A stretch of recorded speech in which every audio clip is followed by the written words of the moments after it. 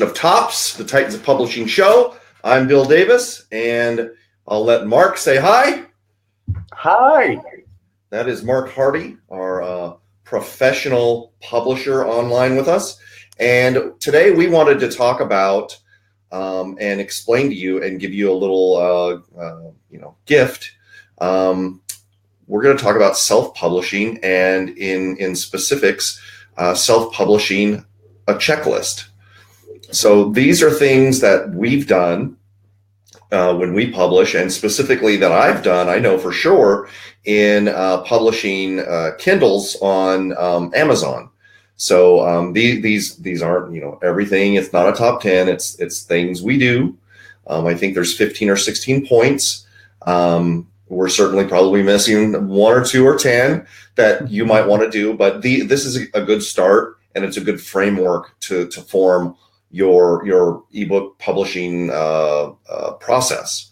So without further ado, and just by the way, we will be putting this up on the net, and I'll put a link out to it in both the show notes on the site, which is titansofpublishing.com, as well as on the Facebook page that this video is broadcasting on. I'll probably also put it on my personal timeline if you can't find it any of those other places, and maybe Marc will too.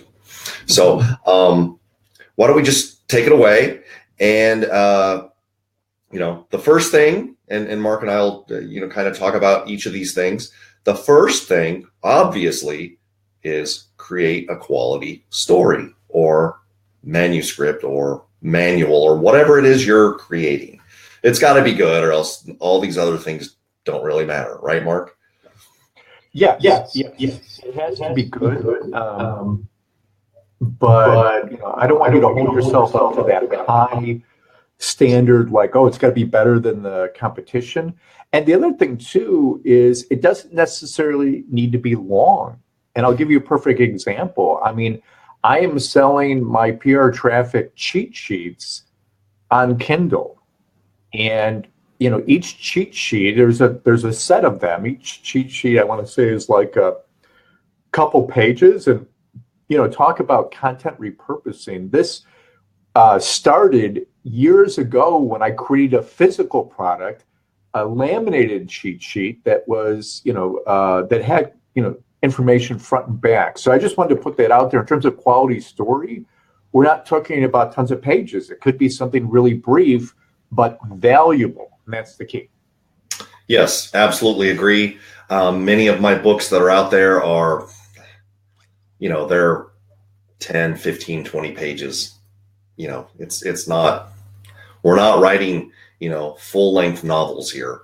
The idea is to distill whatever knowledge you have, present it in a unique and compelling and attractive format, and get it out there so that people can consume it. Consume it.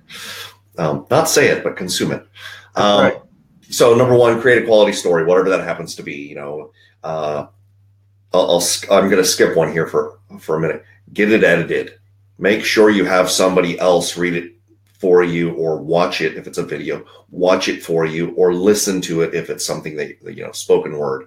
I think I'm especially good at editing my own copy, but I miss things, and things that you may miss while reading over your own stuff, somebody else can pick up really quickly and easily. And if you have to pay for it. But, you could probably send it to a colleague or two as a favor, and, you'll return the favor when they ask you to do something like that too. So get it. Yeah. And I, because I think as a writer, I have a couple different passes to catch things. I will put it through spell check, but as we know, that is, that won't actually catch. You may spell something correctly, but if you have, a wrong word or whatever, it won't catch it. Then I, will read it. And then this third option, it takes a little bit longer. I'm not saying you do this for an entire book, but sometimes reading it out loud, maybe you read sections of it, because I guarantee you that, sometimes what you kind of hear in your head and what you hear, when you speak it is very different. And then finally, in terms of editing, there are plenty of resources. There's some good resources on Fiverr. Shameless plug for my mother-in-law. She does book editing. So you got options. There you go.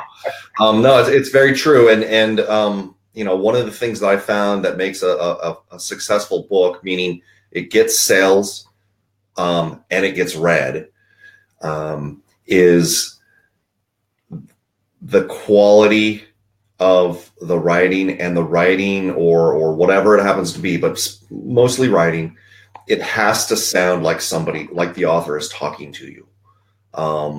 That helps a lot in reading. So I write it just like I write email copy or a sales page. It's short, choppy sentences, kind of like Hemingway. Short, choppy sentences, no $5 words. I don't really subscribe to the whole, you got to dumb it down to 5th grade or 6th grade level or whatever. That may work on sales letters and whatnot, but in a book, especially one that's technical in nature or about a complex subject, it has to be written at the level of your audience, whoever that might be. So you have to match that, but it does have to sound like you're reading it to them. So to take Mark's suggestion, if you actually read your book aloud, you'll be able to hear what your reader is hearing from you. Another really important thing, and it may be more important than anything else, even the quality, is your cover. Cover's huge. People say don't judge a book by its cover. Well, people buy books based on their cover. Does it catch my eye? And does it solve my problem, or propose to solve my problem, or entertain me in the way that I want to be entertained? What do you think, Mark?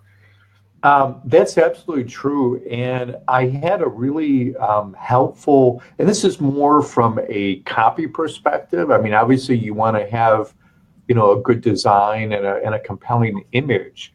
And this is primarily true for nonfiction.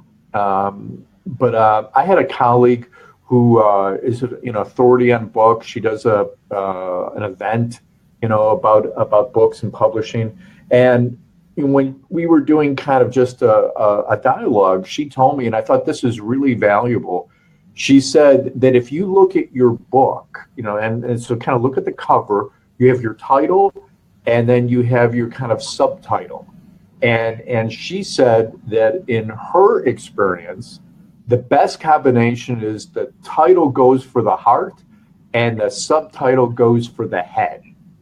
And I really like that combination, because then you're appealing to people both on an emotional level and a logic and rational level. So that's a key tip, and I can't take credit for it, but I can share it with you folks. So you said title goes for the heart. Title goes for the heart. Subtitle goes for the head. So that's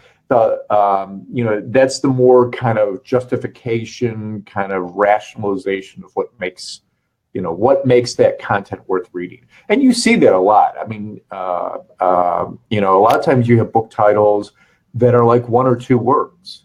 And then that subtitle kind of pays it off with some kind of benefit. That's interesting. And I like that. Okay, great. In Amazon, it's especially important that you do a couple things outside of your book. And that is, you want to write a great description of your book, a good summary, but you got to have a hook in there to get people to want to order it.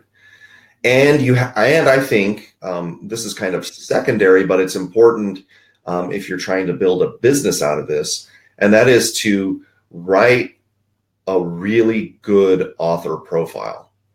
So what I tend to do is I look at authors that I purchase from, and I look at their profiles, and I see, what elements are they putting in there? What information are they choosing to include? Um, it's kind of like it's like your bio or your resume, your author resume, and it's really important to get people to um, you know, buy like a series of books, because it's fairly easy to get people to buy one book. It's much harder to get people to buy a series of 5, I think.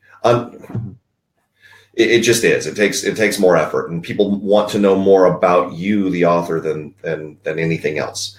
A one-off book, especially if you've got it on like a free promotion or a 99-cent promotion or some kind of countdown, they're going to sell just because Amazon promotes them for you. But the series where you're actually selling books at a price above zero, those are harder to do. What do you think, Mark? In terms of a description, and this will be kind of a recurring trend that you notice about our checklist for online publishing and specifically for ebooks, is that a lot of times the mistake that people make is they're just focusing on getting the content, the story, the whole thing done. And what we're saying is that takes time, and you need to set that investment aside accordingly.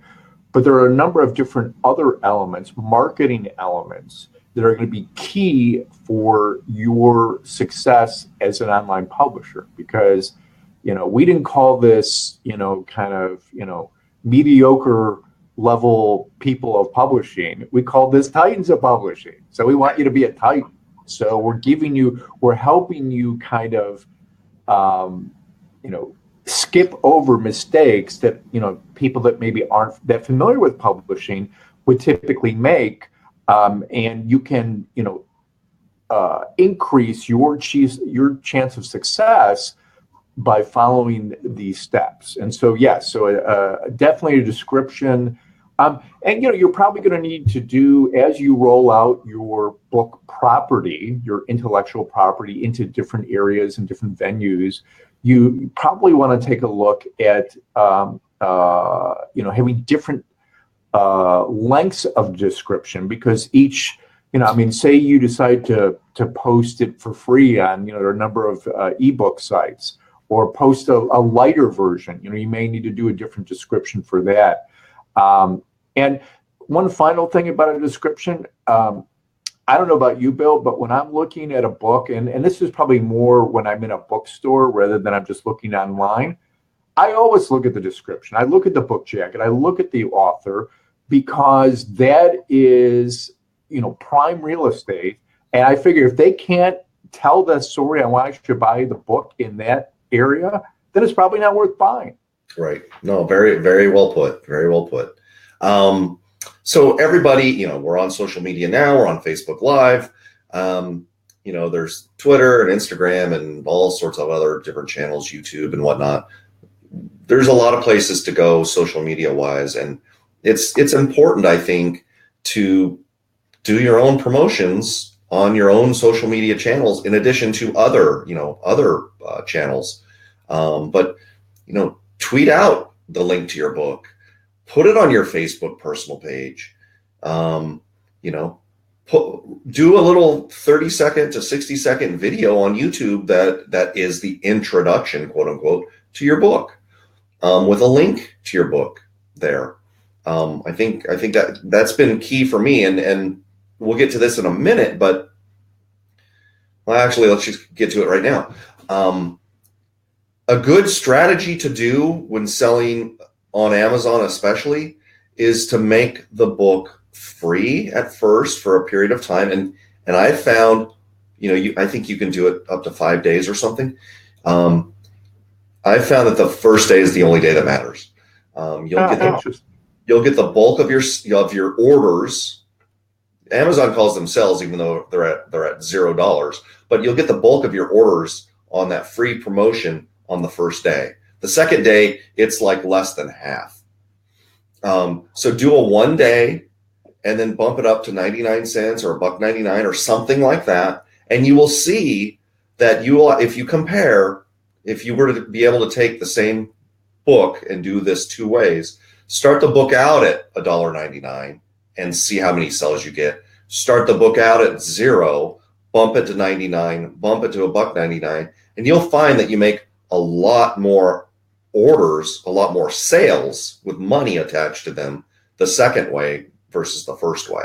Even though at the end of the day, they're the same price, you're going to make more money. And it has to do with, I mean, Amazon's algorithm is like Google's in that nobody knows what the hell it is. We can just speculate and guess based upon kind of reverse engineer things and go, well, if I do this and this happened, well, this must have been the reason, right? And oftentimes we're wrong. But what I've seen is that it seems like Amazon's algorithm has a heavy weight on what I'll call momentum. If you're getting a lot of orders and then you change the price, you still rank high in Amazon's search, so that when people are searching for your topic that your book is about, you will still rank really high and people will buy your book, even though yesterday it was free. They didn't know it was free yesterday. They just came upon it today and it ranked and they saw it and you had a good description and you had a good cover and you did all these things. You're going to get more orders or more sales. We're going to have to speed up a little bit, but another thing, people don't always just read ebooks. So have the ability or be ready for print on demand. And Amazon has a really nice, it's all built in. It used to be through CreateSpace. I think it's now through Amazon in-house, but you basically upload a Word document and it's ready to go, so that people can buy a physical book. And what happens is you essentially get the price of the book minus whatever costs it took for Amazon to print and put that book together. So people will buy your print books. They will. I've had a number of people say, I really wish you would have made that in a print book. And I said, I didn't. Well, lesson learned. Use videos and book trailers to promote your book. Like I said, YouTube, Vimeo, wherever. Here's a really good one that will increase your revenue, not just from book sales, but from other Amazon sales. So, when somebody visits Amazon through an affiliate link, they get a one-day cookie, or you get a one-day cookie, so that anything they buy, you're going to get a commission on in that one-day period, unless it gets overwritten again. So assuming, they don't go to another Amazon affiliate link. So what you do is you become your own affiliate. So you sign up as an affiliate for you create an Amazon Associates account and you promote your own book with your Amazon Associate link. And what happens is you get whatever you were going to get from Amazon in terms of the book sale. You also get a commission based upon that sale price. And you also get, if somebody buys your book and then they go buy a blender, you might get a $1 or $2 for a blender that you had nothing at all to do with, really, except that you led them to Amazon. So that's really important. You could double and triple your revenue quite easily doing that. Have you had any experience with that, Mark, at all? Not to the level that you have, but I do want to go back to an earlier point that you made, and that, and I know we also have this on the checklist where you had it a little bit later because there's some production things obviously that you need to do. But in terms of the pricing, one of the big reasons that you want to give the book away is to get social proof, to get reviews. And that is key. And obviously you're going to, you're just creating a bigger pool of potential people that could review your book when A, it's either free, or B, it's very affordable. So that was a big point I wanted to add. Yes. So getting to reviews are probably, assuming content matters, your quality of content matters, your book cover is really important. And the number of reviews you get is really important. And again, looking at Google's algorithm kind of from the outside in, it seems as though the more reviews you get, the better you get ranked even if the reviews aren't all stellar. And it's okay to get some 2 and 3 star reviews because it just happens. Sometimes people buy your book and they're in a bad mood. It doesn't matter. It really seems like the number of reviews, all things equal, the book with a higher number of reviews is going to get ranked higher. Mark, you wanted to say something? Yeah, I was just going to say, and I don't know, I mean, you have more experience in kind of the Amazon side, but, I mean, I have, experience reviews actually on the company side. My company's done reputation marketing for different businesses and different industries. And the one thing I wanted to add, and I was curious for your feedback, is in that kind of world, so say the reviews are on Google or Facebook or Yelp, there is a belief that if all you have are five-star reviews, that some of those are fake. Yeah. Because it's just not real. So that kind of goes to your point that, don't be afraid, if you get some, oh, I don't want to put it out there because what if somebody doesn't like it? You obviously just want to get enough reviews to kind of keep that average score high.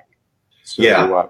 And it's very true. And Google has, kind of their way around that whole fake review thing, but I don't think it really works all that well. But they have that verified buyer. Mm-hmm. So you can go onto Amazon and not even buy the damn book and review it. You can. So Amazon has this little, stipulation, and the assumption is that they weight those reviews higher than just a regular review from outside of their, who didn't buy. But I've seen people game the system. I saw a guy, an author, who published like 20 books one day. It was a couple days ago, who already had thousands of reviews, and he wasn't ranking well yet. And I have my suspicions as to what's going on there. It's not necessarily him just out and out gaming the system, but the point is, he will start to rank. His books will start to rank, and those reviews they very well could be bogus or they could be legitimate. But when I look at a product on Amazon, I don't look at the 5-star reviews, and I don't look at the 1-star reviews. I look at the 2s, 3s, and 4s because those are like real experiences. Mm-hmm. Now, here's a little hint: if you have a lot of, social media friends, ask them when your book is free to go order the book, and if you don't mind, give me an honest review. I don't ever tell anybody or ask anybody, give me a good review. I say, give me an honest review. If you want to take the time, and you don't have to, but give me an honest review. And you'll get 4s and 5s. You just will. And that doesn't look horrible because there's a mix, and it's not like you're going to get 6,000. You're going to get like, 10 or 20. But that's a good jump start. Moving on. Another reason you might want to, quote unquote, sell a free book is for the email opt-in. So oftentimes, and I think you always should, put a page in the front and a page in the back of the book that leads somebody to, say, a free bonus, we call them ethical bribes, whatever, a giveaway in return for the email. So you put a link in your book, with a compelling offer that says, "Hey, go here," and maybe you'll give them a 10-minute video about, X, Y, or Z. That's related to the book, obviously. It has to be relevant. You want to entice people to go to your website, sign up, and now you have an email subscriber that you can market your next book to. That builds momentum. You get a list of readers.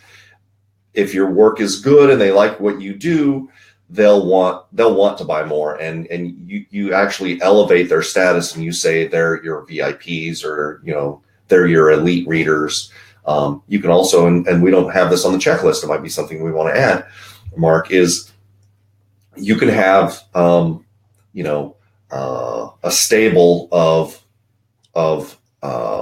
like pre-order or review copies. Not that you're trying to game the review system, but I can give you this before the book is released. You read it, and as soon as it's out, you can review it. That gives you that momentum. That gives you that kind of kinetic energy that's going to help you rise up in the ranks. One more thing before we go, because we're running out of time. Advertise your book.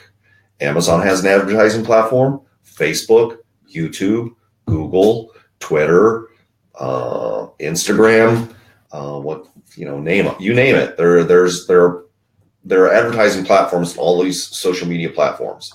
So use that. For $1 or $2 a day, you could get, a couple hundred more eyeballs to your book, and put your affiliate link in there, and you got it made. And the trick here with self-publishing on Amazon really is to keep the momentum going. Ideally, you want to publish your second book before your first book kind of like runs out of steam. It may be once a week, once a month, once every 3 or 4 months, depending on the genre and the book and the length and stuff like that. But you want to just have a continuous pipeline of books coming out, and you'll start to build real momentum. And it may take you 10 or 12 books before you really start to go crazy. But the sales will happen. And so we're going to close here. Mark, do you have anything in closing to say? Just that there are more elements of the checklist. We kind of started down. Obviously, we wanted to keep this call reasonable length. And so we'll be talking about this again, probably in more detail, and maybe segmented, because there are different publishing strategies. We're just really talking about traditional publishing, book publishing. Obviously, there's some other things that we'll be talking about down the road. So just wanted to kind of get a little teaser on what's coming. Absolutely. So in closing, I just want to say that go to titansofpublishing.com. If go there anyway, sign up. But go there. What I'll do is I'll put the link to this checklist in the post that this video is on. I'll also put it in on the Facebook page. I'll also put it on my personal page. And if you would be so kind, please go to iTunes and or Stitcher, depending on what you'd like to use, and subscribe to our podcast and give us an honest review. All right. Anything else you want to say? Next week is Thanksgiving, so everybody who celebrates that, happy Thanksgiving.